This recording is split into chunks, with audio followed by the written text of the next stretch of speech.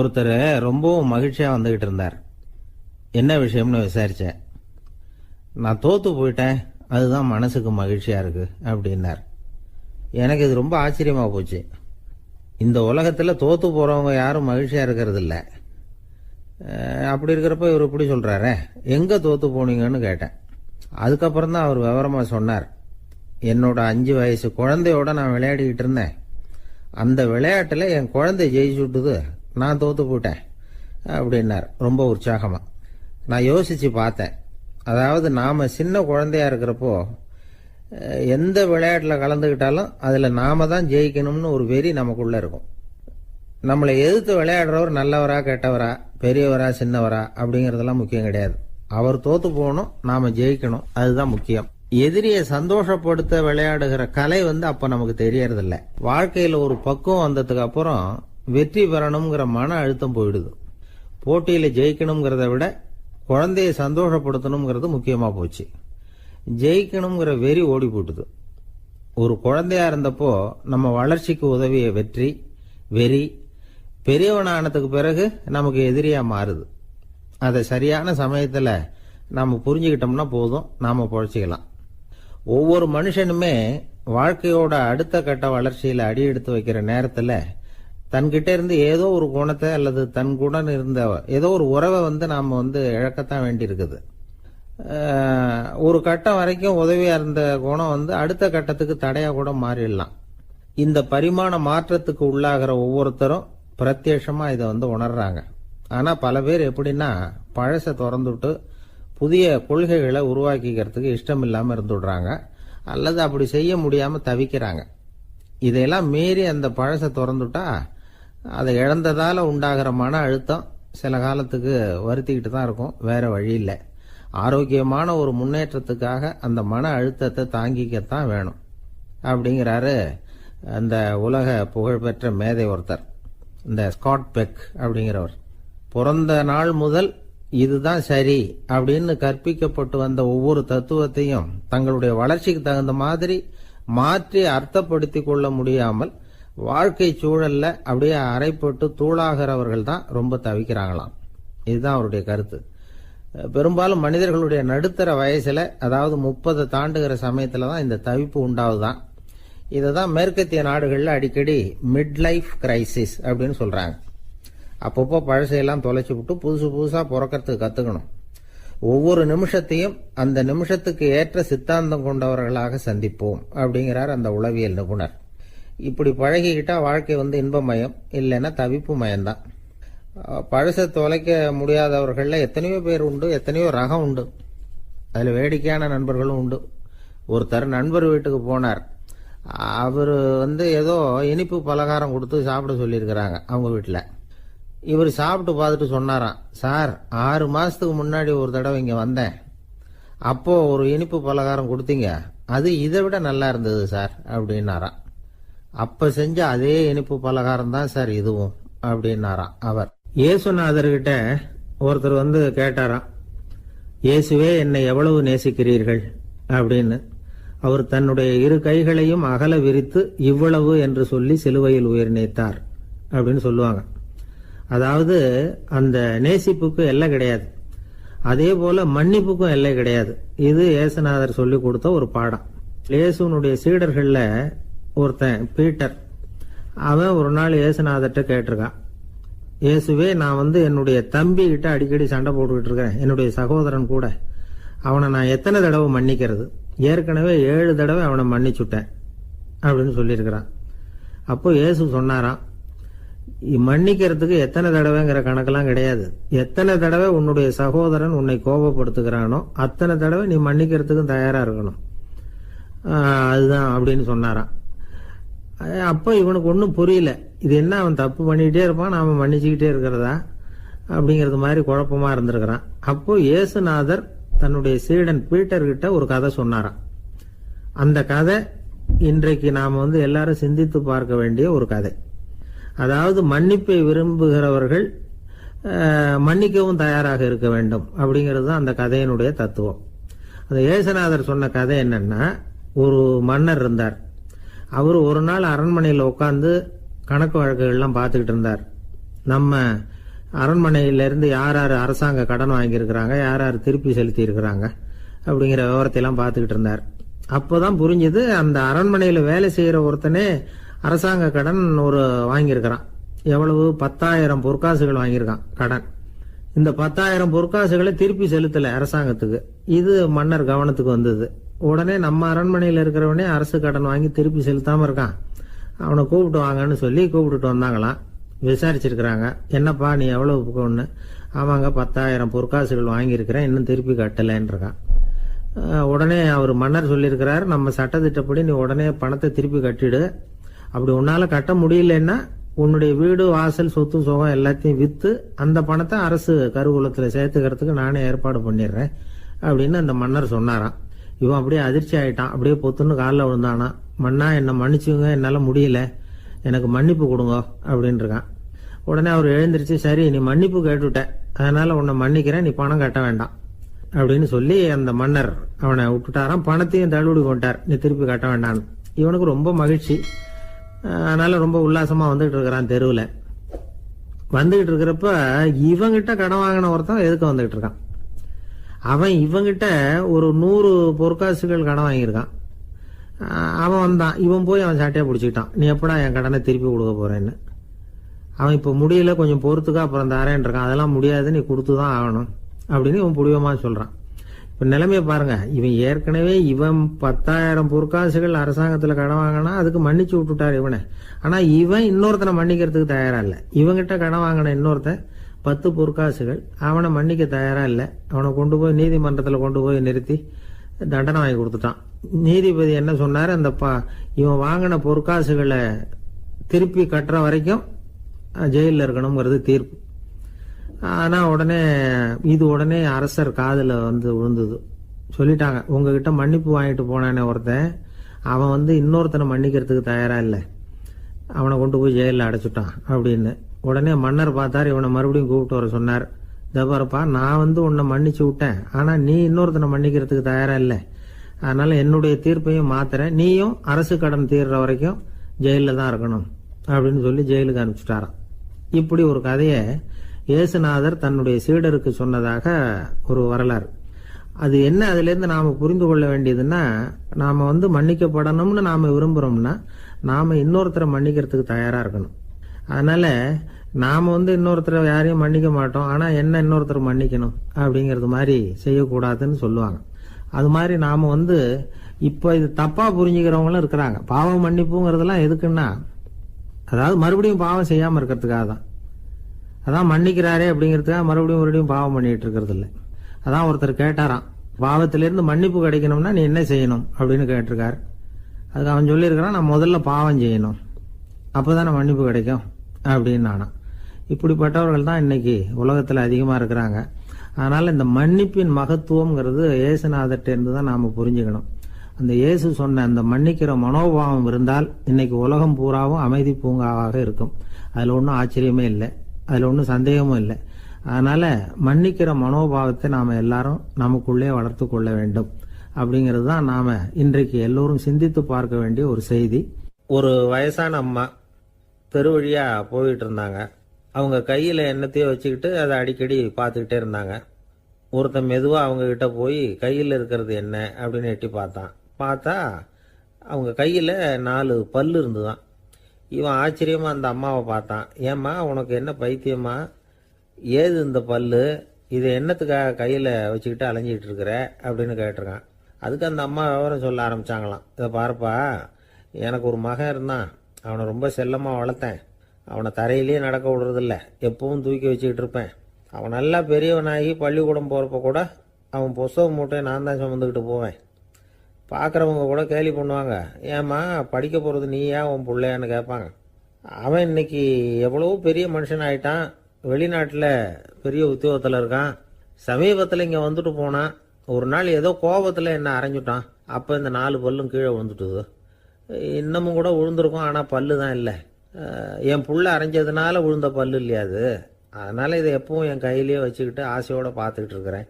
அவன் தான் வெளிநாட்டுக்கு போட்டான், அவனை பார்க்க முடியாத ஏக்கத்தை நான் இந்த பல்லை பார்த்து போக்கிக்கிறேன் அப்படின்னு நாங்களாம் அந்த அம்மா. இந்த கதை எதுக்காகன்னா தாய் அன்பு அப்படிங்கிறது எப்படிப்பட்டதுங்கிறத புரிஞ்சுக்கிறதுக்காக.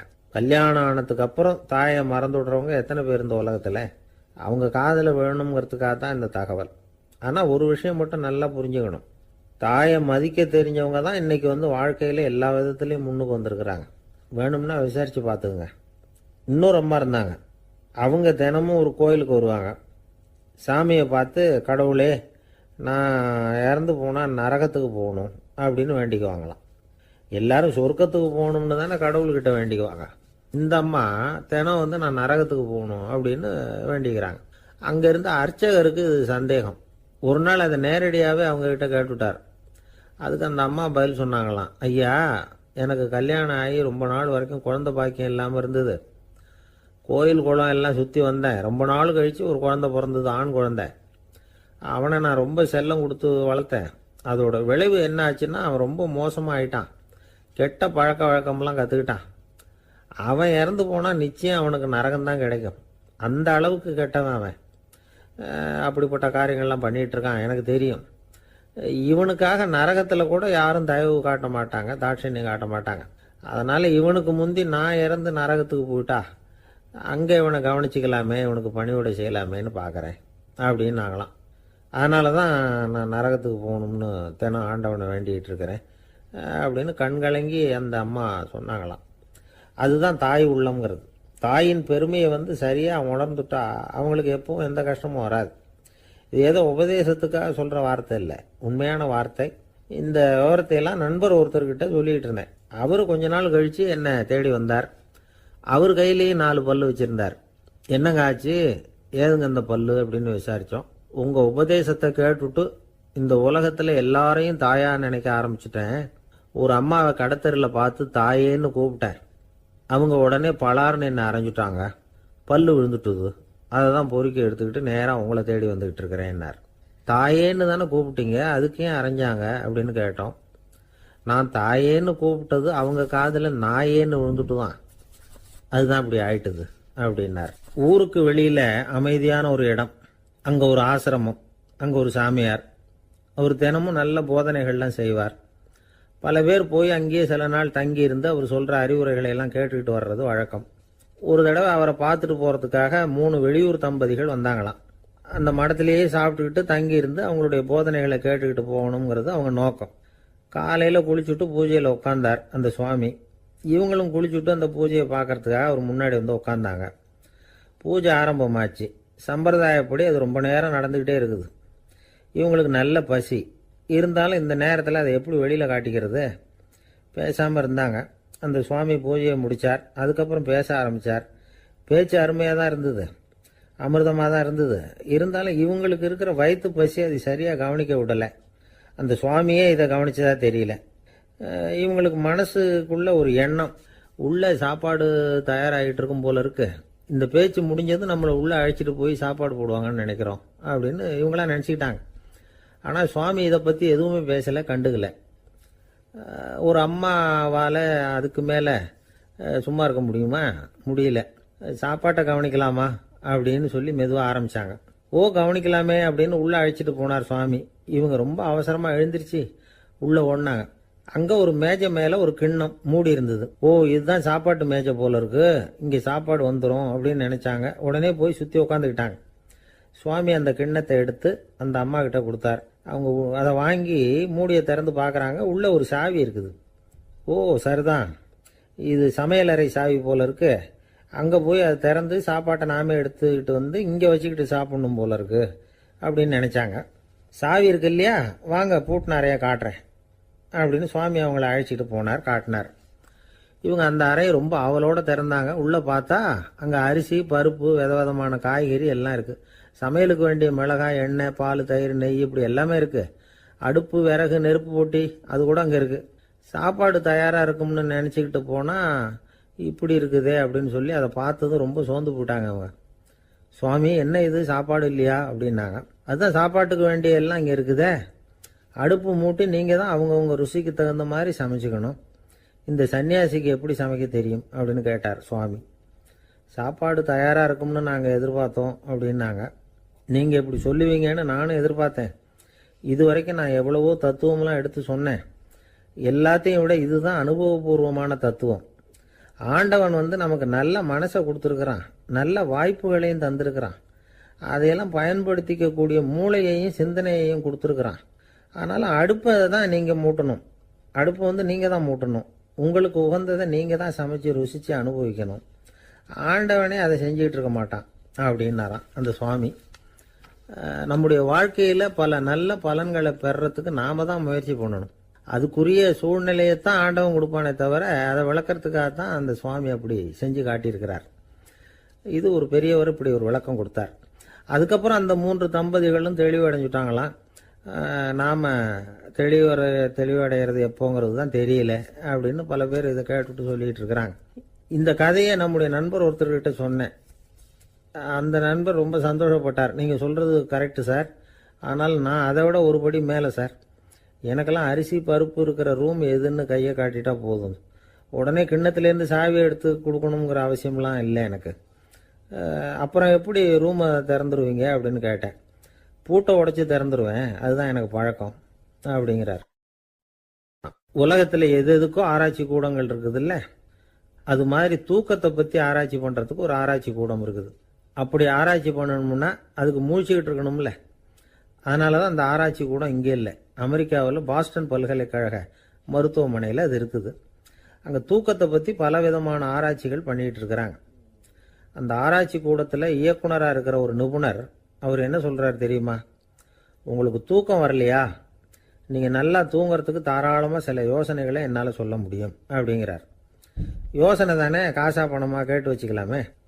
உணவு, மனநிலை, தூங்கும் இடத்தோட சூழ்நிலை, படுக்கைக்கு செல்றப்போ உள்ள பழக்க வழக்கங்கள், இது காரணமாக ஒருத்தருக்கு தூக்கம் வராமல் போகலாம். தூக்கம் வராததுக்கு இதுதான் காரணம்னா அதையெல்லாம் சுலபமாக கட்டுப்படுத்தலாங்கிறார் அவர். தூக்கத்தை வரவழைக்கக்கூடிய ஒரு நல்ல மருந்து உடற்பயிற்சி. ஆனால் ஒன்று, படுக்க போகிற நேரத்தில் இது மாதிரி உடற்பயிற்சிகள் எல்லாம் செய்யக்கூடாது. கொஞ்சம் முன்னாடி பகல்லையே இந்த பயிற்சிகளை செய்கிறது நல்லது. தூக்கம் வராமல் அவதிப்படுறவங்க பிற்பகல் நேரங்களில் காஃபி, டீ இது மாதிரி பானங்களை சாப்பிடக்கூடாது. மது அருந்துறது கூட தூக்கத்தை பாதிக்கும். வெது வெதுப்பான நீரில் குளிக்கிறது, தியானத்தில் ஈடுபடுறது, ஓய்வாக இருக்கிறது, படுக்கிறது, அதாவது படுக்கிறதுக்கு முன்னாடி ஒரு குவளை பால் சாப்பிட்றது, இதெல்லாம் தூக்கத்தை வரவழைக்கிறது ரொம்ப உதவியாக இருக்கும். இன்னொரு விஷயம் என்னென்னா, தூங்கி ஆகணுமேங்கிற கவலை வேண்டியதில்லை. அப்படி நினச்சி கவலைப்படுறதை விட்டுடணும். தூக்கம் வரலையா, உடனே படுக்கையை விட்டு எழுந்திருக்க வேண்டியது. வெளியில் வாங்க, வேறு ஏதாவது வேலையில் ஈடுபடுங்க, கொஞ்சம் நேரம் உலாவுங்க, அல்லது ஏதாவது ஒரு புஸ்தகத்தை எடுத்து படிங்க.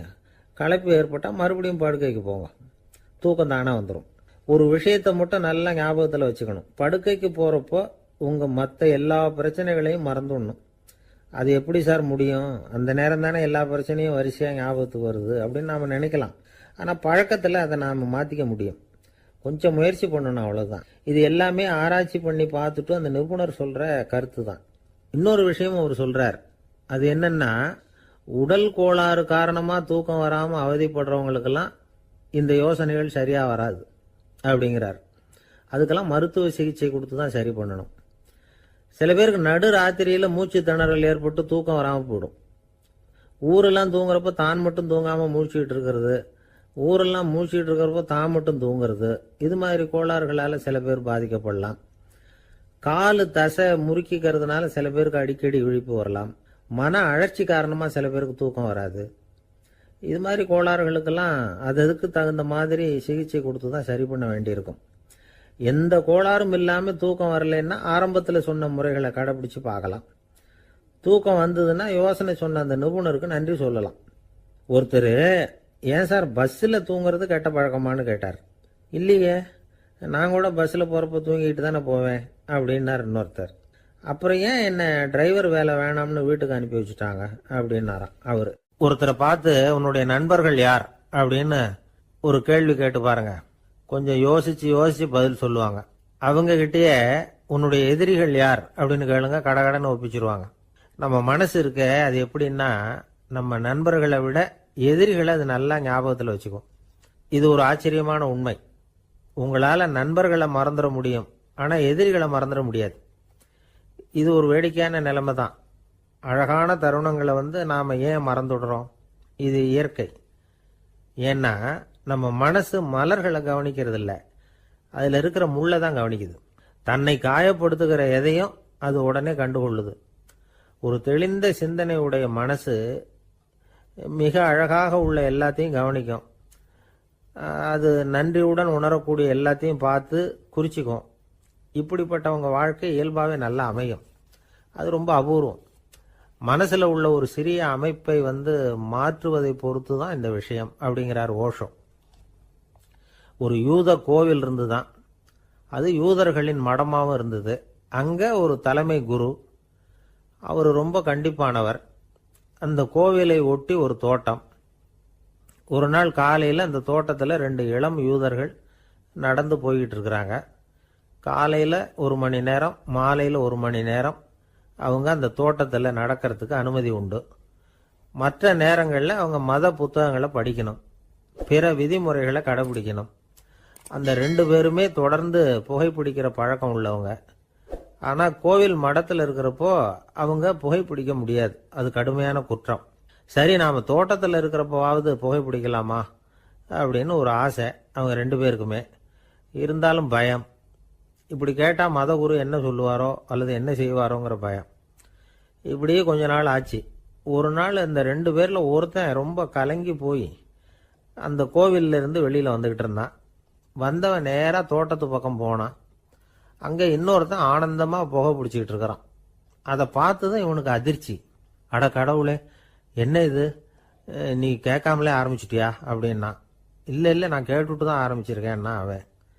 அப்படியா, என்ன மனுஷன் இவர், நானும் தான் கேட்டேன், என்ன கண்ணாமுன்னான்னு திட்டிவிட்டார். இது என்ன கோவிலா இல்லை நரகமா? உனக்கு புகை பிடிக்கணும்னு ஆசையாக இருந்தால் நரகத்துக்கு போகணும்னு சொல்லிவிட்டார். அது சரி, உன்னை மட்டும் எப்படி அனுமதிச்சார் அப்படின்னு கேட்டான் இவன். அவன் சிரிச்சுக்கிட்டே, நீ எப்படி கேட்ட சொல்லு அப்படின்னா. நாம் இந்த தோட்டத்துக்கு வர அனுமதிக்கப்பட்டிருக்கிறதே ஜபத்துக்காகத்தானே, அதனால் நான் ஜபம் சொல்லும் பொழுது புகை பிடிக்கலாமா அப்படின்னு கேட்டேன். அதுக்கு தான் அவர் சத்தம் போட்டு என்னை அடிக்கவே வந்துட்டார் அப்படின்னா இவன். நீ ஒரு மாதிரியாக கேட்டிருக்க, நான் வேற மாதிரியாக கேட்டிருக்கிறேன். ஜெபம் சொல்லும்போது புகை பிடிக்கலாமான்னு நீ கேட்டிருக்க. ஐயா, புகை பிடிக்கும் பொழுது ஜபிக்கலாமா அப்படின்னு நான் கேட்டேன். அதில் தப்பு ஒன்றும் இல்லை அப்படின்னு பதில் சொல்லிட்டார் அப்படின்னா. ஒரு சிறிய மாற்றம்தான் அது மிகப்பெரிய மாறுதலை ஏற்படுத்தி விட்டது. மனசு நல்ல விதமாக சிந்திக்க ஆரம்பிச்சுட்டுதுன்னா மகிழ்ச்சிக்கு பஞ்சம் இல்லை. ஒரு கஞ்சன் ஆற்றுல விழுந்துட்டான். வெள்ளத்தில் தத்தளிச்சுக்கிட்டு இருக்கிறான். கரையில் நின்ன ஒருத்தர், உன் கையை கொண்டா இப்படி பிடிச்சி இழுத்து கரையில் சேர்த்து விடுறேன்னார். எதையும் கொடுத்து பழக்கம் இல்லாத அவன் கையையும் கொடுக்க மாட்டேன்னுட்டான். இவர் பார்த்தார், உன் கையை கொடுன்னு சொல்றதுக்கு பதிலாக நான் என் கையை கொடுக்குறேன் பிடிச்சிக்கோ அப்படின்னார். அவன் கப்புன்னு பிடிச்சிக்கிட்டான், இழுத்து கரையில் போட்டார். என்ன சார், உங்கள் பையன் என்ன செஞ்சுக்கிட்டு இருக்கிறான் இப்போ அப்படின்னு கேட்டார் ஒருத்தர்.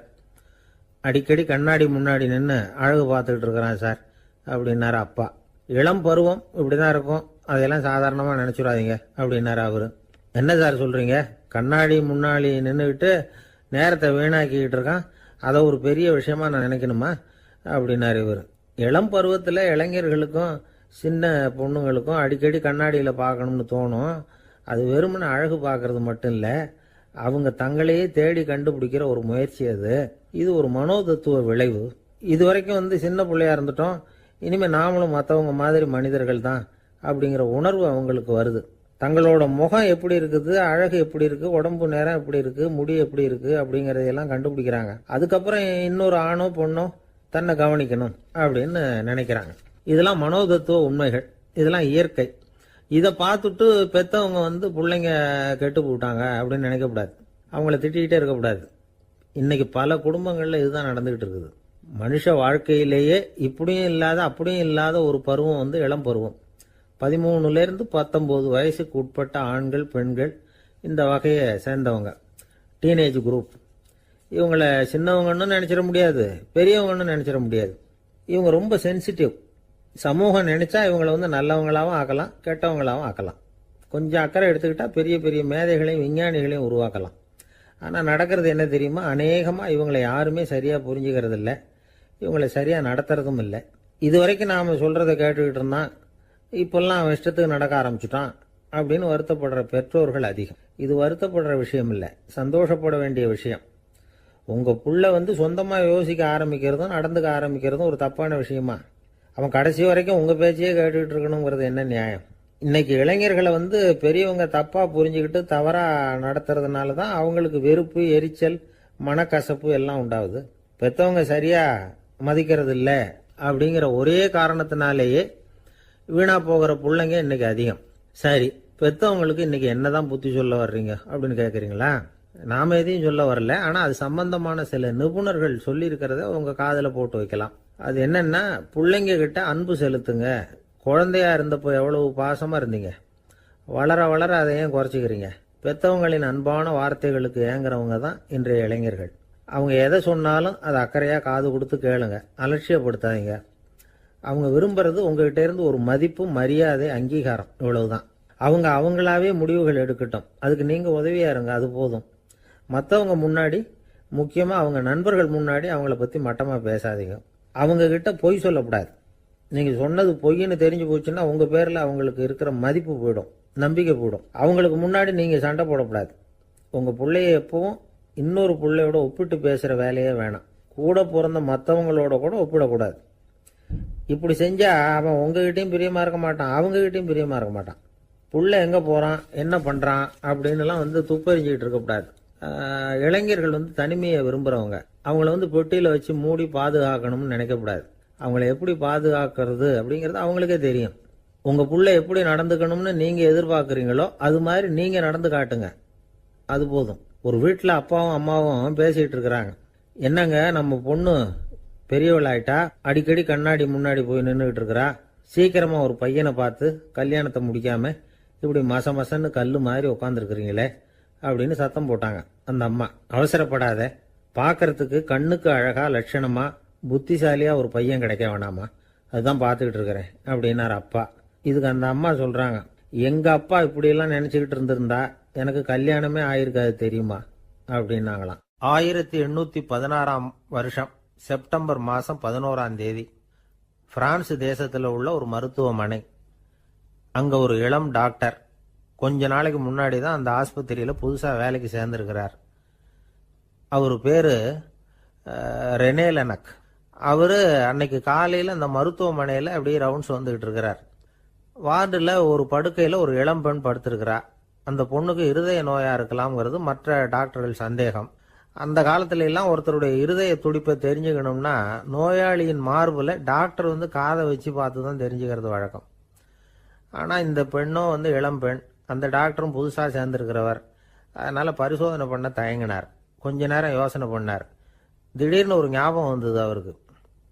அதாவது அன்னைக்கு விடியற் காலையில தோட்டத்தில் அப்படி வாக்கிங் போயிட்டு இருந்தப்போ சின்ன பசங்கள்லாம் ஒரு மரக்கட்டையை வச்சு விளையாடிட்டு இருந்தாங்களாம். அதை இவர் பார்த்துருக்கிறார். அது என்ன விளையாட்டுனா, ஒரு நீளமான மரப்பலகை, அதில் ஒரு முனையில் ஒரு பையன் தன்னுடைய காதை வச்சுக்கிட்டு இருக்கிறான், மறுமுனையில் இன்னொரு பையன் அந்த மரப்பலகையை ஒரு ஆணியால் கீறிக்கிட்டு இருக்கிறான். ஒரு முனையில் ஆணியால் கீறும் பொழுது மறுமுனையில் காதை வச்சிருக்கிற பையனுக்கு அந்த சத்தம் துல்லியமாக கேட்குது. அந்த டாக்டருக்கு காலையில் பார்த்த இந்த விளையாட்டு ஞாபகத்துக்கு வந்துட்டுது. உடனே என்ன பண்ணார் தெரியுமா? ஒரு நீளமான காகிதத்தை எடுத்தார். அதை அப்படியே உருளை மாதிரி உருட்டினார். ஒரு முனையை அந்த நோயாளியின் மார்புல இடது பக்கம் வச்சார், இன்னொரு முனையில தன்னுடைய காதை வச்சார். என்ன ஆச்சரியம்! நோயாளியின் மார்புல நேரடியா காதை வச்சு கேட்கறத விட துல்லியமா கேட்டது இதய துடிப்பு. இதய துடிப்பு மட்டும் இல்ல, மூச்சு இழுத்து விடுறது, திரவ பொருள்களின் அசைவு, எல்லா சத்தமும் தெளிவா கேட்குது. கிரேக்க மொழியில ஸ்டெத்தாஸ் அப்படின்னா மார்பு, ஸ்கோப்பின் அப்படின்னா பார்ப்பதுன்னு அர்த்தம். அதனால டாக்டர் ரெனே லெனக் தான் கண்டுபிடிச்ச கருவிக்கு ஸ்டெத்தஸ்கோப் அப்படின்னு பேர் வச்சார். அவரே முதல் மாடலையும் செஞ்சார். அளவு ரொம்ப பெருசா இருந்தது, சுலபமா எடுத்துட்டு போகிறது கஷ்டம், அது அவ்வளவு கஷ்டமா இருந்தது அது. அதனால அவரே அதை அப்புறம் 2 பிரிவா தயார் பண்ணார். இது 2 துண்டையும் டாக்டர் தன்னோட கோட்டு பாக்கெட்ல வச்சுக்கலாம், தேவைப்படுறப்ப எடுத்து ஒன்னா சேர்த்துக்கலாம். இப்படிதான் அவர் ஆரம்பத்தில் பண்ணார். தன்னுடைய இந்த கண்டுபிடிப்பை பத்தி அவர் ஒரு புத்தகம் எழுதினார். நிறைய வித்துது, புகழும் பணமும் சேர்ந்தது. பணமும் புகழும் சேர்ந்தது மாதிரியே அவருக்கு ஒரு நோயும் சேர்ந்தது. அது என்ன நோயின்னு கண்டுபிடிக்கிறதுக்கும் அவரு கண்டுபிடிச்ச கருவி தான் உபயோகப்பட்டுதான். அவரே அதை கண்டுபிடிச்சார். அவருக்கு வந்திருந்தது காச நோய். 1826 வருஷம் ஆகஸ்ட் மாசம் 13ஆம் தேதி உலகத்தின் முதல் ஸ்டெதஸ்கோப்பை கண்டுபிடிச்ச டாக்டர் ரெனே லெனக் காலமானார். அவர் சாகிறதுக்கு முன்னாடி மரத்தால் செஞ்சு வச்சிருந்த ஸ்டெதஸ்கோப்பை தனக்கு வேண்டியப்பட்ட ஒரு டாக்டர்கிட்ட கொடுத்து, என்னுடைய சொத்துக்கள்லேயே ரொம்ப வசந்தது அப்படின்னு சொன்னாராம். அதுக்கப்புறம் 3 வெள்ளைக்காரங்க சேர்ந்து இந்த கருவியில் சில மாற்றங்களை பண்ணாங்க. ஆனால் 1829 லண்டனில் டாக்டர் நிக்கோலஸுங்கிறவர் ஒரு காதால் இதய துடிப்பை கேட்கறத விட டாக்டர் 2 காதாலையும் கேட்கறது தான் சரியா இருக்கும் அப்படின்னு ஒரு கருத்தை வெளியிட்டார். அதுக்கப்புறம் ரொம்ப காலம் கழிச்சு 1852 ஜார்ஜ் காமான் அப்படிங்கிறவர் ரப்பர் டியூப்களை உபயோகப்படுத்தி 2 காதாலையும் கேட்கற மாதிரி ஒரு புதிய வடிவத்தை அதுக்கு கொடுத்தார். அதுக்கு பிறகு அது படிப்படியா எவ்வளவோ மாற்றங்கள் இருந்தாலும் ஆரம்பத்தில் டாக்டர் ரெனே லெனக் உருவாக்கின அடிப்படை மாடலை யாரும் மாற்றி அமைக்கலைங்கிறது தான் முக்கியமான விஷயம். நமக்கு தெரிஞ்ச ஒரு ஆஸ்பத்திரி, அதில் ஒரு நோயாளி, காலை நேரத்தில் நர்ஸு அந்த பக்கமாக போயிட்டு இருந்தாங்க. அதை பார்த்துட்டு ஒரு நர்ஸுன்னு கத்துறார். நர்ஸு அவசரமாக ஓடி வந்து என்ன விஷயம்னு கேட்டாங்க. சிஸ்டர், இங்கே பாருங்க, உங்கள் டாக்டரை என் நெஞ்சில் ஒரு காதை வச்சு கேட்டுக்கிட்டு இருக்கிறார் அப்படின்னார் நோயாளி. சிஸ்டர் பதட்டப்படாம, அதனால என்ன, இந்த டாக்டர் பழமையான விஷயங்கள்ல ரொம்ப நம்பிக்கை உள்ளவர், அதனால ஸ்டெதாஸ்கோப்பை உபயோகப்படுத்தாம காதை வச்சு கேட்கிறார், அது ஒன்றும் தப்பு இல்லை அப்படின்னாங்களாம். ஐயோ, அதுக்காக இல்லை சிஸ்டர், இவர் என் நெஞ்சு மேல தலையை வச்சது நேற்று ராத்திரி 9 மணி, இப்போ விடிஞ்சு போச்சு, இன்னமும் தலையை எடுக்கவே இல்லை, அதுக்காக தான் சந்தேகப்பட்டு உங்களை கூப்பிடுறேன் அப்படின்னாராம். அரேபிய நாடு, அங்க ஒரு ஆட்சி தலைவர், அரேபிய நாட்டு ஆட்சி பொறுப்பை ஏத்துக்கிட்டவர். அவர் வந்து ஆட்சி பொறுப்பை ஏத்துக்கிட்ட பிறகு ஒரு நாள் ஒரு தெருவில் நடந்து போய்கிட்டு இருந்தார். அவர் தோளில் ஒரு பெரிய துணி மூட்டை, அதை சுமந்துக்கிட்டு கடத்தெருவை நோக்கி அவர் போய்கிட்டு இருக்கிறார். வழியில் அவரை சந்திச்சார் உமர். அவர் கேட்டார், கலீஃபா அவர்களே, எங்க புறப்பட்டுட்டீங்க அப்படின்னு கேட்டார். கலீஃபான்னா ஆட்சி தலைவர்னு அர்த்தம். இதுக்கு அவர் சொன்னார், நான் வந்து துணி வணிகம் செய்யறவன், அதனால துணி வியாபாரம் செய்யறதுக்காக போயிட்டு இருக்கிறேன்னார்.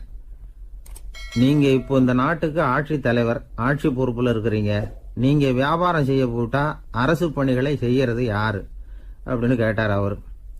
நான் அரசு பணிகளை மட்டுமே செஞ்சுக்கிட்டு இருந்தா என் குடும்பத்தை காப்பாத்துறது யாரு அப்படின்னு கேட்டார் அவர். இப்படி கேட்டவர் யார் தெரியுமா? அவர் தான் அபூபக்கர், இறை தூதர் முகமது அவர்களுக்கு பிறகு கலீஃபாவாக தேர்ந்தெடுக்கப்பட்டவர். அப்போலாம் ஆட்சி தலைவர்களுக்கு சம்பளம்னு எதுவும் கிடையாது. இந்த பிரச்சனையை எப்படி தீர்க்கிறதுன்னு யோசனை பண்ணார் உமர். அபு உபைதா அவர்கள்கிட்ட அழைச்சிட்டு போனார். அவர் யாருன்னா, அவர் தான் பொது நிதி கருவூலத்தின் பொறுப்பாளர்.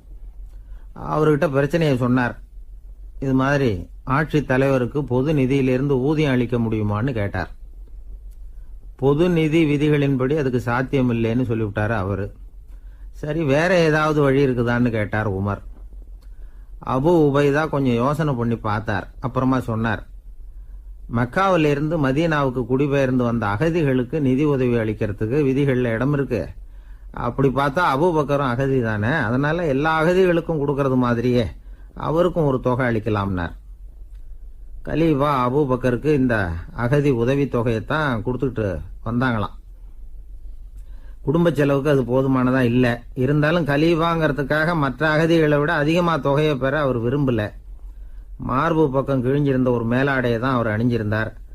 அவருடைய துணைவியார் அஸ்மா, அவங்க ஒரு நாள் தேன் அருந்த ஆசையா இருக்குன்னாங்களாம். நமக்கு கிடைக்கிற ஊதியம் குடும்ப செலவுக்கே போதுமானதா இல்லையே, இந்த நிலையில தேன் வாங்கறதுக்கு காசுக்கு நான் எங்க போவேன் இருக்காரு அவரு. கொஞ்ச நாள் கழிச்சு அவங்க ஒரு தொகையை அவர்கிட்ட கொடுத்து தேன் வாங்கிட்டு வர சொன்னாங்களாம். இவருக்கு ஆச்சரியம், ஏது இந்த பணம்னு கேட்டிருக்காரு. நீங்க தினமும் குடும்ப செலவுக்காக கொடுத்துக்கிட்டு வந்த பணத்துல கொஞ்சம் கொஞ்சமா மிச்சப்படுத்தி வச்சேன்னாங்களாம். அபூபக்கர் அந்த பணத்தை எடுத்துக்கிட்டு நேரா பொது நிதி கருவூல பொறுப்பாளர்கிட்ட போனார். இந்த பணத்தை பொது நிதியில சேர்த்துருங்க, இது அதிகப்படியா எனக்கு தரப்பட்டு வந்த ஊதியம், அடுத்த மாசத்துல இருந்து இந்த தொகையை குறைச்சிங்கன்னு வேற சொல்லிவிட்டாராம். பசியை தணிக்க தேவையான அளவு உணவு, ஒரு ஜோடி உடை, இதை தவிர கூடுதலா மக்கள் பொது நிதியிலிருந்து வாங்கிக்கிறதுக்கு என் குடும்பத்தாருக்கு உரிமை இல்லை அப்படின்னு சொல்லி கண்டிப்பா சொல்லிவிட்டாராம். அவர் வாங்கிட்டு வந்த இந்த குறைந்த ஊதியம் கூட அவர் மனசை உறுத்திக்கிட்டே இருந்தது. கடைசி நேரம் அவர் தம்முடைய மகள் ஆயிஷா அவர்களை அழைச்சார். மகளே, இதுவரைக்கும் பொது நிதியிலிருந்து நான் வாங்கிட்டு வந்த தொகை என்னுடைய இதயத்துல பாரமா அழுத்திக்கிட்டு இருக்கு, என் தோட்டத்தை விற்று அதில் வர்ற பணத்திலிருந்து நான் இது வரைக்கும் வாங்கிட்டு வந்த ஊதிய தொகையை கணக்கு போட்டு பொது நிதியில் சேர்த்து விடு அப்படின்னாராம். பதவி ஏற்கிறதுக்கு முன்னாடி தன்கிட்ட இருந்ததை விட இப்போ கூடுதலாக என்ன சொத்து இருக்குன்னு பார்த்துருக்கார். ஒரு ஒட்டகம், ஒரு கோப்பை, ஒரு பணியாள். இதையும் அடுத்தபடியா கலீஃபாவா வர்றவர்கிட்ட ஒப்படைச்சிருங்க அப்படின்னு விட்டாராம். அதே மாதிரி அடுத்து வந்த உமர்கிட்ட ஒப்படைச்சாங்க. அப்போ உமர் சொன்னாராம், அபூபக்கரே, இந்த முன்மாதிரியால உங்களுக்கு பிறகு இந்த ஆட்சி பொறுப்பை ஏற்கிறவர்களை பெரும் நெருக்கடிக்கு ஆளாகி விட்டீங்க அப்படின்னு சொல்லி ரொம்ப கண் கலங்கினாராம். கடைசியா அபூபக்கர் தன்னுடைய குடும்பத்தாருக்கு விட்டு சென்ற சொத்து ஒரு படுக்கை விரிப்பு, ஒரு போர்வை, அவ்வளவுதான். இது சிந்திக்க வேண்டிய ஒரு செய்தி. ஒரு ஊர்ல ஒரு மன்னர் இருந்தாராம். அமைச்சர் அவர்கிட்ட சொன்னாராம், மன்னா, நம்ம ராஜ்யத்துல இனிமே லஞ்ச ஊழலே இருக்காதுன்னாராம். ஆஹா, அப்படின்னா ஊழல் பேர் வழிகளை எல்லாம் நாடு கடத்தியாச்சா அப்படின்னு கேட்டிருக்காரு மன்னர். இதுக்கு அவரு, அப்படி இல்லைங்க, இனிமே கொடுக்கறதுக்கு ஜனங்கள் கிட்ட பணமே இல்லை அப்படின்னாராம். இந்த உலகத்துல எல்லாருக்கும் மகிழ்ச்சி தரக்கூடிய ஒரு பொருள் எது? இது ஒரு முக்கியமான கேள்வி. இந்த கேள்விக்கு பொருத்தமான ஒரு பதிலை உங்களால சொல்ல முடியுமா? அதாவது கொஞ்சம் யோசிச்சு பார்த்தா பணம்னு சொல்லலாமா? இப்போ கையில் காசு இல்லாதவங்ககிட்ட ஒரு 10 ரூபாய் கொடுத்தா அது அவனுக்கு சந்தோஷத்தை கொடுக்கும். ஏற்கனவே வருமான வரி பிரச்சனையில் சிக்கி இருக்கிறவர்கிட்ட இன்னும் கொஞ்சம் பணம் இருந்தாங்கன்னு சொல்லி கொடுத்தோம்னா அது அவருக்கு சங்கடத்தை தான் கொடுக்கும். அதனால அந்த கேள்விக்கு பணம்ங்கிறது பொருத்தமான பதிலாக இருக்க முடியாது. கேள்வி என்னன்னா, இந்த உலகத்தில் எல்லாருக்கும் மகிழ்ச்சி தரக்கூடிய ஒரு பொருள் எது? சரி, இனிப்புன்னு சொல்லலாமா? ஏன்னா எல்லாருக்கும் இனிக்க தானே செய்யும். அதுலேயும் ஒரு சிக்கல் இருக்கு. சக்கரை வியாதிக்காரங்களுக்கு அது என்ன சந்தோஷத்தையா கொடுக்கும்? ஆக எல்லாருக்கும் வேறுபாடு எதுவும் இல்லாமல் மகிழ்ச்சியை கொடுக்கக்கூடியது வேற ஏதோ ஒன்று இருக்கு. அது என்னன்னு கண்டுபிடிக்கணும். அதுதான் இன்னைக்கு தகவல். இப்போ அதை கண்டுபிடிக்கணும்னா இந்த கதையை கேட்கணும். அது என்ன கதைன்னா, ஒரு ஊரில் ஒரு ராஜா இருந்தார். அவருக்கும் இதே சந்தேகம் வந்துட்டுது. அதாவது எல்லாருக்கும் இன்பம் தரக்கூடிய பொருள் எது அப்படின்னு. இதுக்கு பதில் தெரிஞ்சுக்கிறதுக்கு ஆசைப்பட்டார். சரி, அதுக்கு என்ன செய்யலாம்னு யோசனை பண்ணார். நாட்டு மக்களுக்கு பகிரங்கமாக ஒரு அறிவிப்பு கொடுத்தார். நம்ம நாட்டு மக்கள் இன்பம் தரக்கூடிய பொருள் எதுன்னு நினைக்கிறாங்களோ அதை கொண்டுகிட்டு அரண்மனையில் உள்ள கண்காட்சி மண்டபத்தில் வைக்கலாம். அப்படி அவங்க வைக்கிற பொருள்களில் எது எல்லாருக்கும் இன்பம் தரக்கூடியதாக இருக்குமோ அதை வச்சவருக்கு 1000 பொற்காசுகள் பரிசு அப்படின்னு அறிவிப்பு கொடுத்துட்டார். ஜனங்கள் இந்த அறிவிப்பை கேட்டாங்க. அதுக்கப்புறம் சும்மா இருப்பாங்களா? 1000 பொற்காசுன்னா சும்மாவா? அவங்க கையில் என்னென்ன கிடைச்சதோ அதையெல்லாம் கொண்டாந்து அரண்மனை காட்சி மண்டபத்தில் வச்சுட்டாங்க. அதுக்கப்புறமா ராஜா அங்கே வந்தார். ஒவ்வொன்றா பார்த்துக்கிட்டே வந்தார். முதல்ல ஒரு குயில் இருந்தது, இனிமையாக பாடக்கூடிய குயில். இந்த குயிலோட இன்னிசை எல்லாருக்கும் இன்பம் தரக்கூடியது தான். இருந்தாலும் காது கேட்காதவங்களுக்கு இந்த இசை எப்படி இன்பம் தர முடியும்? அதனால இது சரியில்லைன்னு விட்டார். அடுத்தபடியாக போனார். அங்கே என்ன வச்சிருக்கிறாங்கன்னு பார்த்தா ஒரு அழகான மயில் அங்கே தோகை விரித்து ஆடிக்கிட்டு இருக்குது. இந்த மயிலோட ஆட்டம் மனசுக்கு இன்பம் தரக்கூடியது தான். இருந்தாலும் பார்வை இல்லாதவங்க இந்த ஆட்டத்தை பார்த்து ரசிக்க முடியுமா? முடியாது. அதனால இதுவும் சரியில்லை அப்படின்னு சொல்லிவிட்டார். அதுக்கு அடுத்தபடியாக போனார். பல வகையான இனிப்பு பண்டங்களை வச்சுருந்தாங்க. பார்த்தார், வயசானவங்களுக்கும் நோயாளிகளுக்கும் இது இன்பம் தராது, துன்பம் தான் கொடுக்கும் அப்படின்னார். இப்படி ஒவ்வொன்றா பார்த்துக்கிட்டே போகிறார். அழகான மலர்கள், கனிகள், ஓவியங்கள் எதுவுமே பொருத்தமாக தெரியல. சகல பேருக்கும் இன்பம் தரக்கூடிய வகையில் எதுவும் இல்லை. கடைசியாக வந்தார். அங்கே ஒரு களிமண் பொம்மை இருந்தது. அது என்ன பொம்மை தெரியுமா? பசியால் வாடி இருக்கிற ஒருத்தருக்கு ஒரு அம்மா இனிமையாக பேசிக்கிட்டு சோறு போடுறது மாதிரி அந்த பொம்மையை செஞ்சுருந்தாங்க. அதுக்கு கீழே அன்பு அப்படின்னு எழுதியிருந்துதான். ராஜா பளிச்சுன்னு ஒரு முடிவுக்கு வந்தார். அந்த பொம்மையை செஞ்ச சிற்பியை வரவழைச்சார், பரிசு கொடுத்தார். அன்பு ஒன்று தான் எல்லாருக்கும் இன்பம் அளிக்கக்கூடிய பொருள். காது கேட்காதவங்களும் அதை கேட்க முடியும், பார்வை இல்லாதவங்களும் அதை பார்க்க முடியும், குழந்தைகளும் அதை உணர முடியும் அப்படின்னு அதுக்கு விளக்கம் கொடுத்தார் அந்த மன்னர். இந்த உலகத்தில் எல்லாருக்கும் மகிழ்ச்சி தரக்கூடிய ஒரு பொருள் அன்பு தான். அதை புரிஞ்சுக்கிட்டு தான் சில கணவன்மார்கள் மனைவி பேரில் ரொம்ப அன்பை காட்டிக்கிறது வழக்கம். ஒரு வீட்டு வாசப்படி பக்கமாக மழைக்கு ஒதுங்கினார் ஒருத்தர். மழை தூரிக்கிட்டு இருந்தது, இருட்டு நேரம். அந்த வீட்டில் இருந்தவர், இன்னைக்கு ராத்திரி வேணும்னா இங்கேயே தங்கிட்டு காலையில் போங்க அப்படின்னார். உடனே இவர் சொன்னார், ரொம்ப நன்றிங்க, ஒரு 10 நிமிஷத்தில் இதை வந்துடுறேன் அப்படின்னு சொல்லிவிட்டு எங்கேயோ ஓடினார்.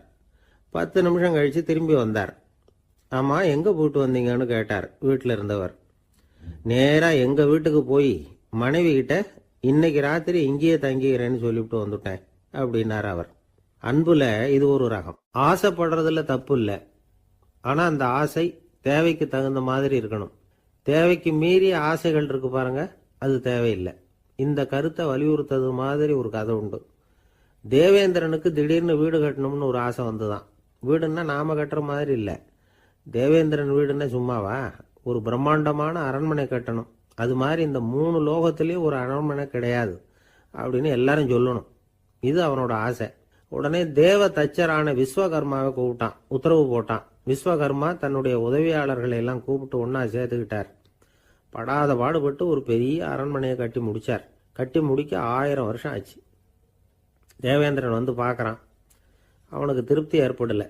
என்னுடைய அந்தஸ்துக்கு இது ரொம்ப சாதாரணமான கட்டிடம், இதை விட இன்னும் பெருசாக கட்டு அப்படின்னா. தேவ தச்சர் திணறி போயிட்டார்.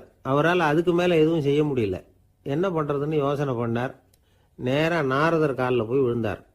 நீங்கள் தான் என்னை இந்த பிரச்சனையிலேருந்து காப்பாற்றணும்னார். நாரதர் யோசனை பண்ணார். சரி, கவலைப்படாதேன்னார். நேராக இந்திரன் கிட்ட போனார். இந்திரன் வந்து நாரதரை பார்த்த உடனே வாங்கன்னு கூட்டிகிட்டு போய் அரண்மனையை காட்டினான். இது மாதிரி ஒரு அரண்மனையை நீங்கள் வேற எங்கேயாவது பார்த்துருக்குறீங்களா அப்படின்னு ரொம்ப பெருமையாக கேட்டான். நான் பார்த்ததில்லை, ஆனால் என்னை விட வயசில் மூத்தவர் மகரிஷி லோமேசர், அவர் ஒரு வேளை பார்த்துருக்கிறாரா என்னமோ அப்படின்னார். உடனே அவரை மனசில் நினச்சி தியானம் பண்ணினார். அடுத்த கணம் லோமேசர் அங்கே வந்தார். இடையில ஒரு சின்ன துண்டு, கையில் ஒரு கமண்டலம், தலையில் ஒரு பாய், அவ்வளவுதான் அவர்கிட்ட இருந்தது. எதுக்காக தலையில் எந்த பாய் அப்படின்னு கேட்டான் இந்திரன். என்ன மாதிரி அற்ப ஆயுள் உள்ள ஒரு ஜீவன் தனியாக வீடு கட்டிக்கிட்டு திண்டாடணுமா? இந்த பாய் தான் ஒரு வீடு மாதிரி எனக்கு நிழல் கொடுக்குது அப்படின்னார் அவர். என்னது, உங்களுக்கு வந்து அவ்வளவு கொஞ்சமான ஆயுளா அப்படின்னு ஆச்சரியத்தோடு கேட்டான் இந்திரன். ஆமாம், இதை பாரு, என்னுடைய மார்பில் ஒரு பொற்காசு அளவுக்கு ரோமம் உதிர்ந்துட்டுது. எப்போ என் உடம்புல உள்ள எல்லா ரோமமும் உதிர்ந்துருமோ அப்போ என்னுடைய ஆயுள் முடியும் அப்படின்னார். எப்போ அந்த ரோமங்கள் பூரா உதிரும்னு கேட்டான் இவன். ஒரு பிரம்மா மறைஞ்சதும் ஒரு ரோமம் உதிரும். என் உடம்புல உள்ள ரோமங்களின் எண்ணிக்கை எவ்வளவோ அவ்வளவு பிரம்மாக்கள் தோன்றி அவங்க ஆயுள் முடியும் பொழுது என் உடம்புல உள்ள ரோமங்கள் பூரா உதிரும் அப்படின்னார். அப்படின்னா ஒரு பிரம்மாவோட ஆயுள் எவ்வளவு காலம்னு கேட்டான். ஒரு பிரம்மாவுக்கு 100 தேவ வருஷம். ஒவ்வொரு தேவ வருஷத்துக்கும் 365 தேவ நாள். ஒவ்வொரு தேவ நாள்லையும் ஒன்ன மாதிரி 14 இந்திரர்கள் தோன்றி மறைகிறாங்க அப்படின்னு மகரிஷி லோமேசர் சொல்றார். இதை கேட்டதும் இந்திரன் ஆடி போயிட்டான். அவ்வளவு ஆயுள் உள்ள இவரே அற்ப ஆயுள்னு சொல்றார். நான் என்னுடைய ஆயுளை பெருசா நினைச்சுக்கிட்டு பிரம்மாண்டமான அரண்மனை கட்டணும்னு ஆசைப்படுறேனே அப்படின்னு நினைச்சான். எனக்கு வீடு கட்டின வரைக்கும் போதும்னு விட்டான். அதனால நாமெல்லாம் நம்முடைய தேவைக்கு தகுந்த மாதிரி ஆசைப்படுறது தான் நியாயம். ஆனால் அப்படியே நடந்துக்கிறோம். மனுஷன் வந்து கடவுளையே ஏமாத்தி காசி வாங்கிறதுக்குள்ள ஆசைப்படுறான். ஒரு தீக்குச்சி தீப்பெட்டியை பார்த்து கேட்டுதான், நாம 2 பேரும் தானே உரசிக்கிறோம், ஆனா நான் மட்டும் தீ பிடிச்சி எரிஞ்சு போறேன், நீ அப்படியே இருக்கிறிய அப்படின்னு தான். அதுக்கு தீப்பெட்டி சொல்லி இருக்குது, உனக்கு தலையில கணம் இருக்கு அதனால அழிஞ்சு போற அப்படின்னு தான். எப்படி இருக்கு பாருங்க இந்த பதில். தலையில கணம் உள்ளவங்க யாருமே சரியா இருக்க முடியாது. எவ்வளவு பெரியவங்களா இருந்தாலும் சரி, ரொம்ப கஷ்டம்தான் அது. கர்வம்ங்கிறது கூடவே கூடாது. இதை விளக்கறதுக்கு மகான் ஒருத்தர் ஒரு சம்பவத்தை சொல்றார். அர்ஜுனன் வந்து தீர்த்த யாத்திரை பண்ணானா. அப்போ தென்னிந்தியாவுக்கு வந்திருக்கிறான். ராமேஸ்வரத்துக்கு போனப்போ அங்க இலங்கைக்கு கல்லுலாம் அடுக்கி போடப்பட்டிருந்த பாலத்தை பார்த்தானா. ஒரு சின்ன குரங்கு அதுக்கு பக்கத்துல விளையாடிட்டு இருந்திருக்கு. அதை பார்த்துட்டு அர்ஜுனன் சிரிச்சிருக்கான். ஏன் சிரிக்கிறேன்னு கேட்டிருக்கு அந்த குரங்கு. ராமன் மிகச்சிறந்த வில் வீரன். அப்படி இருக்கிறப்போ அவன் வந்து இலங்கைக்கு அம்புகளாலேயே ஒரு பாலம் கட்டியிருக்கலாம். அதை விட்டுட்டு போயும் உன்ன மாதிரி குரங்குகளை துணையா வச்சுக்கிட்டு இப்படி ஒரு கருங்கல் பாலத்தை கட்டியிருக்கிறானே அப்படின்னு நானா. அம்புகளால பாலம் கட்ட முடியுமா அப்படின்னு கேட்டுதான் குரங்கு. ஏன் முடியாது, என்னால முடியுமேன்னு இருக்கான் அர்ஜுனன். அம்பால பாலம் கட்டலாம், இருந்தாலும் என்ன மாதிரி குரங்குகள் ஏறி நடந்தா அது தாங்குமா? அதனாலதான் ராமர் வந்து கருங்கல் பாலமே கட்டினார் அப்படின்றது குரங்கு சொல்லிச்சான். அப்படியே சொல்ற, நான் வேணும்னா இப்ப அம்புகளாலேயே ஒரு பாலத்தை கட்டுறேன், நீ அது மேல ஏறி நடந்து பார். பாலம் விழுந்துட்டுதுன்னா நான் தீ மூட்டி அதுல குதிச்சு உயிர் தியாகம் பண்ணி விடுறேன் அப்படின்னு நான் ரொம்ப கோபமா. உடனே அந்த சின்ன குரங்கு பெரிய உருவம் எடுத்துட்டுதான். கையில் கதையோட அர்ஜுனன் முன்னாடி நிற்கிறான் அனுமன். பார்த்தா, என்னுடைய தலைவர் ராமரையா இழிவா பேசுற, நீ இப்போ பாலம் கட்டு, நான் என்னுடைய பலத்தை காட்டுறேன் அப்படின்னா அனுமன். அர்ஜுனன் தன்னுடைய காண்டிபத்தை எடுக்கிறான், சரமாரியா அம்புகளை விடுறான். அதெல்லாம் ஒன்னோட ஒன்று கோத்துக்கிட்டு அப்படியே பாலம் மாதிரி நிற்கிது. அர்ஜுனன் தலை நிமிர்ந்து நின்னான். அனுமன் உயர கிளம்பி அங்கேருந்து பாலத்தில் பொத்துன்னு இறங்கினான். பாலம் அப்படியே நொறுங்கி போச்சு தூள் தூளா. என்ன அர்ஜுனா, இப்போ என்ன செய்ய போற அப்படின்னா ஏளனமா. அர்ஜுனன் தலையை தொங்க போட்டுக்கிட்டான். சொன்னபடி தீ மூட்டி அதில் குதிக்கிறதுக்காக 3 தடவை சுற்றி வந்தான். அப்போ கிருஷ்ணர் அங்கே வந்தார். என்ன அர்ஜுனா, என்ன நடக்குது, என்ன இது அப்படின்னு ஒன்றும் தெரியாத மாதிரி கேட்டார். அர்ஜுனன் வாயை திறக்கிறதுக்கு முன்னாடி அனுமன் வாயை திறந்தான், நடந்ததை சொன்னான். அர்ஜுனன் சவால் விட்டபடி உயிர் திறந்தே ஆகணும்னா அனுமன். கிருஷ்ணர் யோசனை பண்ணார். நல்லது, இந்த சவால் விட்டதுக்கும் நடந்ததுக்கும் யார் சாட்சி? பெரியவர் ஒருத்தரை சாட்சியாக வச்சுக்கிட்டல்லவா நீங்கள் இந்த போட்டியை நடத்தியிருக்கணும் அப்படின்னார். அதனால் என்ன, இப்போ மறுபடியும் அந்த போட்டியை நடத்திவிட்டா போச்சு, என்னால் அந்த அம்பு பாலத்தை நொறுக்க முடியாதா அப்படின்னா அனுமன். சரி, இப்போ மறுபடியும் அது நடக்கட்டும்னார் கிருஷ்ணர். அர்ஜுனன் அம்பு பாலம் அமைச்சான். அனுமன் ஏறி குதிச்சான். பாலம் அசைஞ்சு கொடுக்கவே இல்லை, அவ்வளோ உறுதியாக இருக்கு. இப்போ அனுமன் தலையை குனிஞ்சுக்கிட்டான். அர்ஜுனன் நன்றியோட நிமிர்ந்து பார்த்தான். கிருஷ்ணருடைய தோள்கள்லேயும் முதுகள்லேயும் ரத்தம். என்ன சுவாமி, என்ன நடந்ததுன்னு நான் பதறி போய், உன் அம்பு பாலத்தை நான் தான் முட்டு கொடுத்து தாங்கிட்டு இருந்தேன். அனுமன் குதிச்சப்போ என் மேலே ஏற்பட்ட காயங்கள் இவை. பின்ன உன்னுடைய அம்பு பாலத்தினாலேயா பாலம் நின்னுதுன்னு நினைக்கிற அப்படின்னாரான். முதல்ல அர்ஜுனன், அப்புறம் அனுமன் 2 பேருக்குமே கர்வ பங்கம் ஆயிட்டு தான். அதாவது அவங்க கிட்ட இருந்த கர்வம் போயிட்டுது. யாரா இருந்தாலும் கர்வம் கூடாதுங்கிறத இதுல இருந்து நாம புரிஞ்சுக்கணும். இந்த காலத்துல நாமெல்லாம் எந்த விஷயத்துக்கெல்லாம் கர்வப்பட்டுக்கிட்டு இருக்கோம் தெரியுமா? 2 பெண்கள் தங்களுடைய கணவன்மார்களை பத்தி ரொம்ப பெருமையா பேசிக்கிட்டாங்களாம். அதுல ஒரு அம்மா சொல்லியிருக்கு, என் வீட்டுக்காரர்கிட்ட எந்த சப்ஜெக்ட் கொடுத்தாலும் சரி, அந்த விஷயத்தை பத்தி அழகா 1 மணி நேரம் பேசுவார் அப்படின்னாங்களாம். உடனே இன்னொரு அம்மா, அது என்ன பிரமாதம், என் வீட்டுக்காரருக்கு சப்ஜெக்டே தேவையில்லை, விஷயமே இல்லாம நாள் பூரா பேசிக்கிட்டு இருப்பார் அப்படின்னாங்களாம்.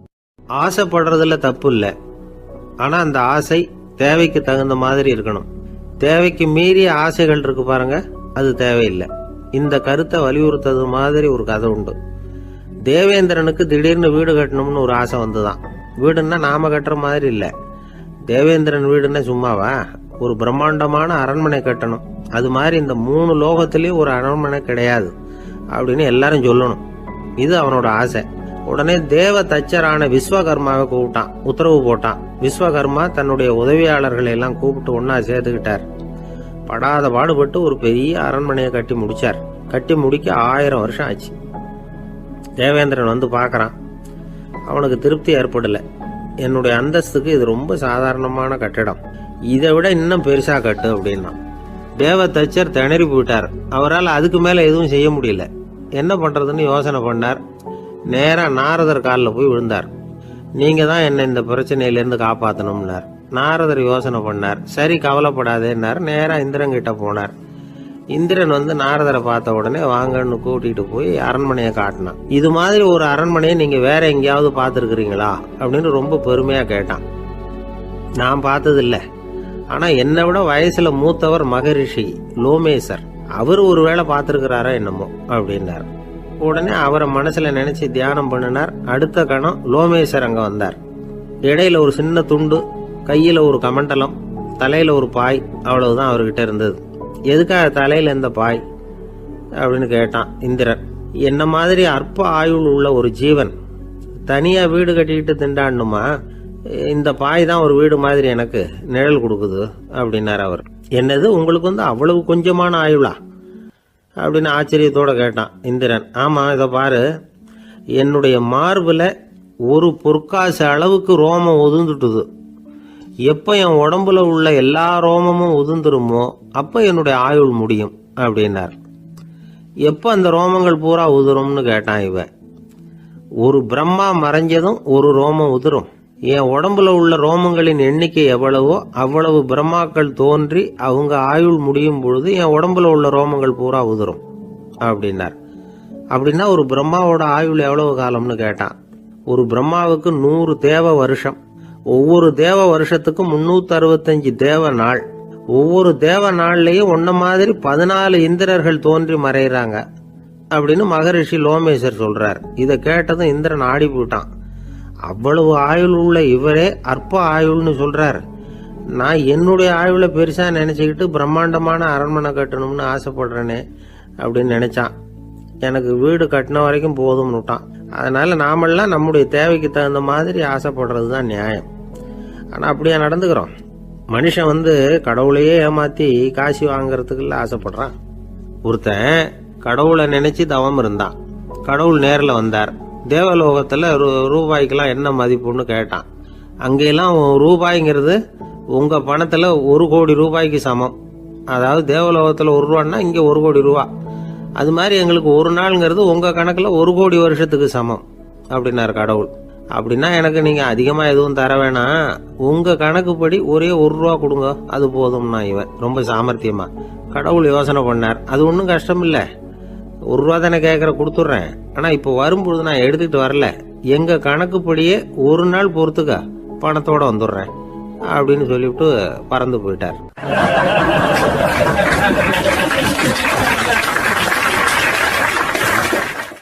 ஒருத்தர் மனசுல நிம்மதி இல்லாம உட்கார்ந்திருந்தார். என்ன சார் விஷயம் அப்படின்னு விசாரிச்சேன். அகலக்கால் வச்சுட்டேன், அதுதான் அவதிப்படுறேன்னார். விவரமா சொல்லுங்கன்னு. வீடு கட்டணும்னு ஆரம்பிச்சேன், வேலை பாதியிலேயே நிக்குது, கையில பணம் இல்லை அப்படின்னார். இது மாதிரி ஆசாமிகள் பல பேரை நீங்க பார்த்துருக்கலாம். இவங்கெல்லாம் சுலபமா மன அழுத்தத்துக்கு ஆளாயிடுறாங்க. மன உளைச்சல், அதாவது ஸ்ட்ரெஸ் அப்படின்னு சொல்றோமே, அதுக்கு அடிப்படையான சில காரணங்கள் உண்டு. அதாவது மிகையாக திட்டமிடுதல் அப்படிங்கிறதும் ஒரு முக்கியமான காரணம். நடைமுறை சாத்தியம் என்னங்கிறத மனசுல வச்சுக்கிட்டு எந்த திட்டத்தையும் தீட்டணும், அப்பதான் அது சரியா வரும். 2வது காரணம் என்ன தெரியுமா? ஒரே நேரத்தில் பல்வேறு செயல்களில் ஈடுபடுறது. தொலைபேசியில பேசிக்கிட்டே கையில் இருக்கிற கடிதத்தை படிச்சுக்கிட்டே எதிரில் உட்காந்துக்கிட்டு இருக்கிறவருக்கும் அப்பப்போ பதில் சொல்லிக்கிட்டு மனசுல பல்வேறு சிந்தனைகளை அப்படியே ஓட விட்டுக்கிட்டு இருக்கிறது, இதுவும் மன அழுத்தத்தை உண்டாக்குது. 3வது காரணம், எதிலேயும் வெற்றி மட்டும் எதிர்பார்க்கிற ஒருதலைப்பட்சமான ஆர்வம். நாம தொட்டதெல்லாம் வெற்றியாவே முடியணும் அப்படின்னு எதிர்பார்க்கிறவங்க ஏதாவது ஒண்ணுல தோல்வியை கண்டா தோண்டு போயிடுறாங்க. எப்படியும் முடியலாம்ங்கிற எண்ணம் ஏற்கனவே நமக்குள்ள இருந்துட்டுதுன்னா அந்த அவஸ்தை வராது. அதனால அதுவும் நம்ம வளர்த்து கொள்ள வேண்டிய ஒரு குணம். மன உளைச்சல் ஏற்படுறதுக்கு இன்னொரு காரணம், எதையும் வேகமா செஞ்சுடணும் அப்படிங்கிற துடிப்பு. அந்த துடிப்பே மனசை அழுத்த ஆரம்பிச்சிடும். எந்த ஒரு காரியத்திலையும் தாமதமோ இடையூறோ ஏற்பட்டா அதை பொறுத்துக்கிற மனப்போக்கம் வேணும். அது இல்லாதவங்க அழுத்தத்துக்கு ஆளாயிடுறாங்க. சில பேர் வேலைன்னு எந்த நேரம் பார்த்தாலும் வேலையே கதின்னு கிடப்பாங்க. பொழுதுபோக்குக்கோ உடற்பயிற்சிக்கோ குடும்பத்தில் உள்ளவங்க அல்லது நண்பர்கள் கூட கலந்துரையாடவோ கொஞ்சம் கூட நேரம் ஒதுக்க மாட்டாங்க. இந்த சுபாவம் மன அழுத்தத்தை உண்டு பண்ணும். இதையெல்லாம் புரிஞ்சுக்கிட்டு அதிலிருந்து விடுபடுறது எப்படின்னு யோசிக்கணும். வல்லுநர்கள் இது தொடர்பாக சில யோசனைகளை சொல்லி வச்சிருக்கிறாங்க. அது என்னன்னா, வாழ்க்கைங்கிறது பிரச்சனைகளால பின்னப்பட்ட ஒன்று. அது எப்பவுமே முடிவடையாத ஒரு தொடர்கதை அப்படிங்கிறத முதல்ல நாம புரிஞ்சுக்கணும். ஒரே நேரத்தில் ஒரு காரியத்தில் மட்டுமே நாம கவனம் செலுத்தணும். அடுத்தவங்க காரியத்தில் தலையிடக்கூடாது. எதையும் பேச ஆரம்பிக்கிறதுக்கு முன்னாடி நம்மை நாமே கேட்டுக்க வேண்டிய கேள்வி 2. 1, நான் சொல்ல போறது ரொம்ப முக்கியமானதா? 2வது, நான் சொல்றத அவங்க கேட்கறதுக்கு ஆசைப்படுறாங்களா? நான் பேசுறதுக்கு அது சரியான நேரம் தானா? இதை யோசிச்சு பார்த்ததுக்கு அப்புறம் எதையும் பேச ஆரம்பிக்கணும். முடிஞ்ச அளவுக்கு வளைந்து போகிற சுபாவத்தை வளர்த்துக்கணும். நம்ம நேரம் விலை மதிப்பு இல்லாதது, அதை வீணாக்கக்கூடாது. சிரிக்க தெரியலனாலும் பரவாயில்ல, முகத்தில் கொஞ்சம் புன்முறுவலாவது காட்டணும். இதெல்லாம் ரொம்ப முக்கியம். அடுத்தவங்க ஏதாவது செஞ்சா உடனே நன்றி சொல்ல மறக்கப்படாது. தினமும் கொஞ்சம் நேரத்தை தனிமையில் செலவு பண்ணணும். மன உளைச்சலிருந்து விடுபடுறதுக்கு 3 முக்கிய வழிகள் சொல்றாங்க. அதை சுருக்கமா ரெட் அப்படின்னு சொல்றாங்க. RED ஆங்கில எழுத்துல. அந்த முதல் எழுத்து R, அது என்னன்னா ரிலாக்ஸேஷன், அதாவது இடை ஓய்வு. 2வது E எக்ஸர்சைஸ், உடற்பயிற்சி. 3வது டயட், திட்டமிட்ட உணவு முறை. அதனால